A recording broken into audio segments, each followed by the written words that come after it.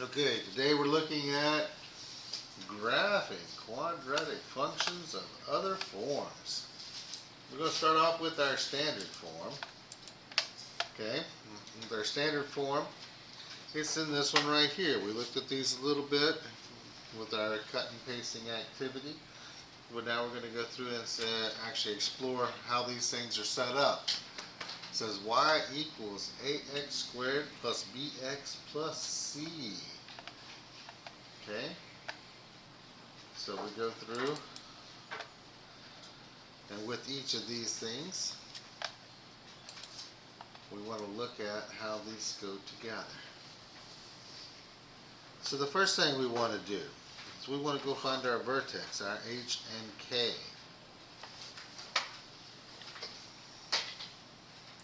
Our key attributes.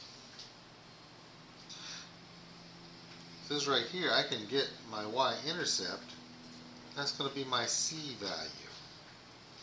So my y-intercept every time is going to be 0, c. Because if I plug in 0 into a times 0 squared plus b times 0 plus c, the only thing left is y equals c. Okay? That's where the y-intercept comes from. Now to find my vertex, I'm going to be using this right here. This is part of our quadratic formula, which we'll be exploring later. But with this, my b and my a. So find my a and my b. My a is the number, is this piece right here. The b is the number here in front of the x term. Once we have found my h, I can substitute it back in and go find my y. So looking at an example here, I have the equation k of x equals x squared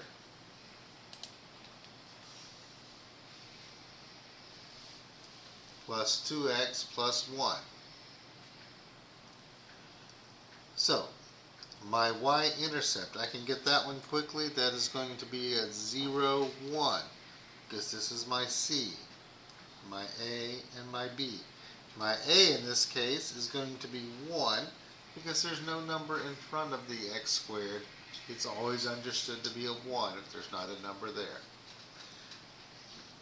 So now that I have my a is 1, my b is 2, and my c is 1, I can use that to help me go and finish graphing my equation. So using h is equal to the opposite of b over 2a, I can now go find the h coordinate of my vertex. So h is equal to the opposite of 2 over 2 times my a is 1. So I have negative 2 over 2, which is negative 1. So of my vertex, I now have the x coordinate, which is negative 1. So I also have my axis of symmetry. X equals negative 1. So I can take that and go over here and graph my axis of symmetry. I can also graph my y-intercept at 0, 1, but I don't have the rest of my vertex, so I need to get the other piece of it. To get that, I'm going to plug negative 1 back into my equation. My equation says k of x is x squared plus 2x plus 1. So I'm going to take and do k of 1, negative 1. It's going to be negative 1 squared plus 2 times negative 1 plus 1. And now it's just a matter of doing a little bit of arithmetic and simplifying, remembering to follow order of operations. Negative 1 squared is 1. 2 times negative 1 is a negative 2. And then my plus 1 is hanging out at the end. I add these things together and I get 0. 0. This one is going to be opening up. Since it's opening up, we have a minimum. And the value of my minimum is the same as the y-coordinate of my vertex, which is 0. 0. There we go. It is opening up because A is positive. If A was negative, it would be opening down. So looking at that, I can now graph my vertex, which is right here, here. I know that I have a point here because there's one just like it on the opposite side of the axis of symmetry, and it goes up like that. My transformation, it shifts left 1.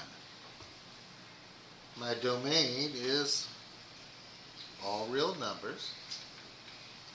The range starts at 0 and goes to infinity. For this one, the x-intercept, I only have one of them because the vertex is on the x-axis. So there's only one x-intercept at negative 1, 0, and we already found our y-intercept.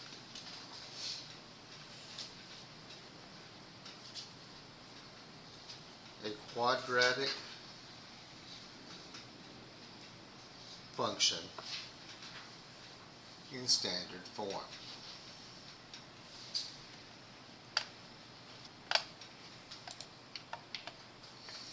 Here we're going to be looking at the factored or intercept form of our quadratic. It looks like this right here. Y equals A parentheses x minus p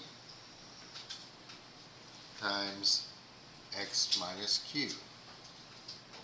Now the nice thing about this is that the p and the q are our x-intercepts. So we already know right there where it's going to cross. Okay? So, to work with these, step number 1, find the x-intercepts by setting our factors equal to 0, solving for x. That's our x-intercepts. Step 2, the x-coordinate of the vertex is halfway between the x-intercepts. So basically find the midpoint between those 2 points. Step 3, once we have found that, we can find the y-coordinate or our k by plugging the x-coordinate into the function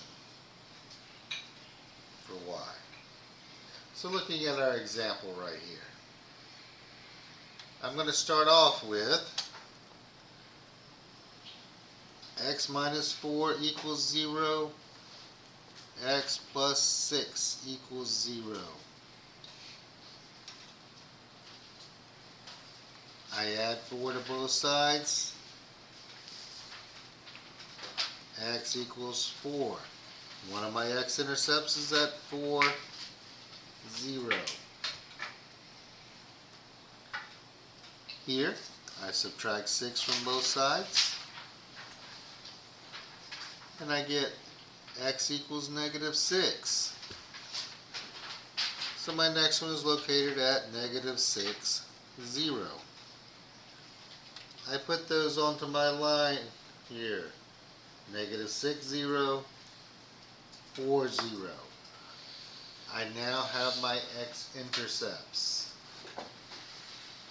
To find my axis of symmetry, I find the midpoint of these two, or what's halfway between them. So, if I add these together and divide by 2, that would be at -1. So let me make this a little bigger so we can see it better. -1 right here. That is my axis of symmetry. X equals -1. So I know that's the x-coordinate of my vertex. Now to find the y-coordinate,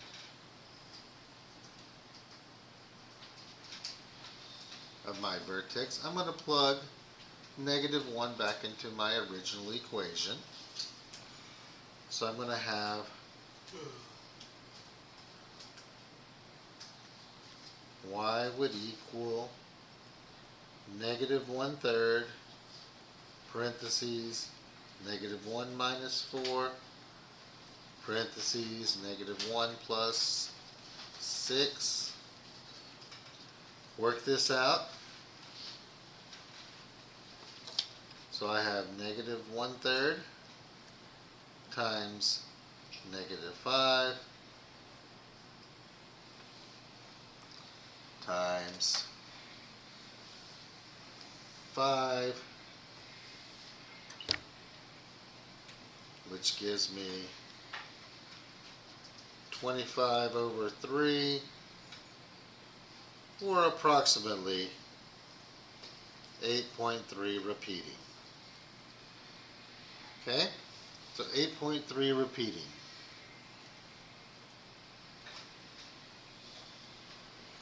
So I go up here to 8 and a little bit past it.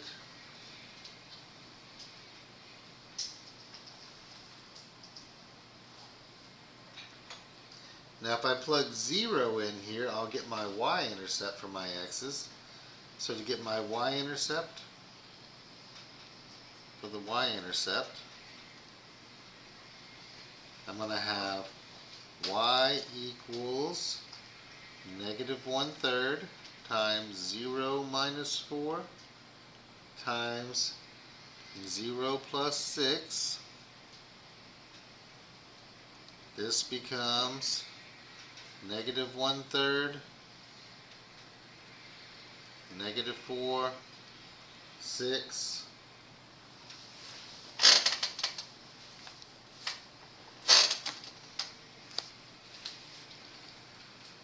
So that's 24 divided by 3, or 8. So my y-intercept's at 0, 8. I go and place a point here at 0, 8. There's one over here just like it. So my graph looks like this right here. So I can use that now to finish filling in the rest. This one has a maximum, a max. The max value is 8.3 repeating, or 8 1/3. This one opens up down, opens down. It has been reflected over the x-axis, reflected.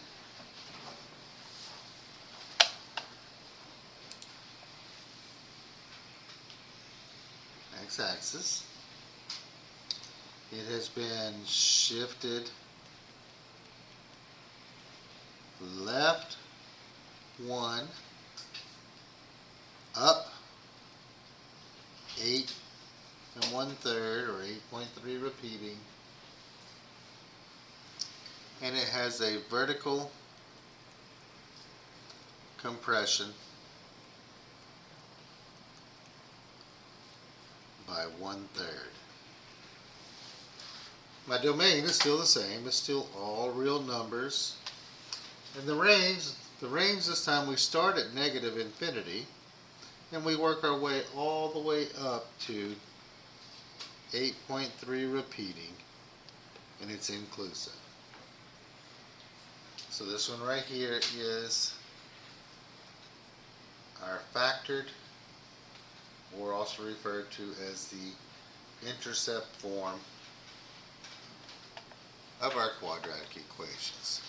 So this along our vertex, our intercept forms, and our standard forms, we have three different ways of looking at the same thing. We could use Desmos or some other graphing utility most of the time to get these done.